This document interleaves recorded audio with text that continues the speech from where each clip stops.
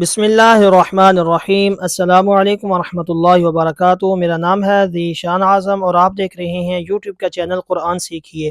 اللہ کی رحمت سے امید ہے کہ تمام ناظرین اکرام خیر و عافیت کے ساتھ ہوں گے۔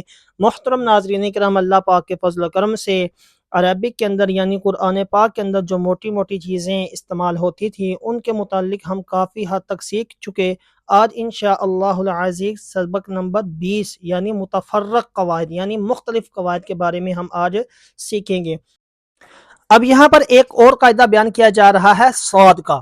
کہتے ہیں قرآن پاک میں 4 کلمات صاد سے لکھے جاتے ہیں اور صاد پر باریک سین بھی لکھا ہوتا ہے۔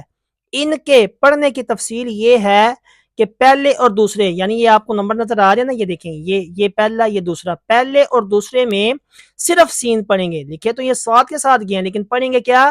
یب سوتو، ٹھیک ہے، سوتو نہیں پڑھیں گے۔ اسی طرح تیسرے میں سین اور صاد یعنی یہ والا سین اور صاد دونوں پڑھ سکتی ہیں، اور چوتھے میں یعنی یہ والا اس میں صرف اور صرف صاد پڑھیں گے۔ تو آئیے ان کو بھی سیکھ لیتے ہیں۔ یب سوتو، یب سوتو، بس توتن، بس توتن، بس توتن، ٹھیک ہے۔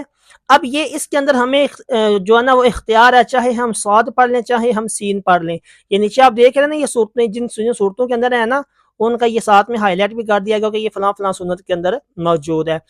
تو یہ پڑھے گا سین کے ساتھ، ہم پڑھتے ہیں پہلے ام ہم المسی، مسی، ٹھیک ہے، سیطرون، ام ہم المسیطرون۔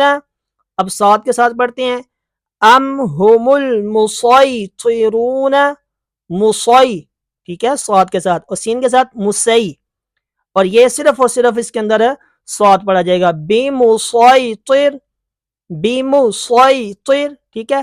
اب ان کو یاد کیسے رکھا جائے؟ آپ یہ نوٹ کیجئے گا کہ جو بڑے والا ہوگا نا اس میں سین اور صاد دونوں پڑھ سکتے ہیں، اور جو با کے ساتھ شروع ہوا نا، ٹھیک ہے، اور با کے بعد میم ہوئی تو اس میں صرف اور صرف صاد پڑھنا ہے، اور پہلے جو بھی ان دونوں کے علاوہ ہوں گے ان میں آپ نے صرف اور صرف سین پڑھنا ہے۔ تو اسی کے ساتھ اپنے دوست کو اجازت دیجیے، دعا میں یاد رکھیے گا، خوش رہیں اور خوشیاں بانٹتے رہیں۔ السلام علیکم ورحمۃ اللہ وبرکاتہ۔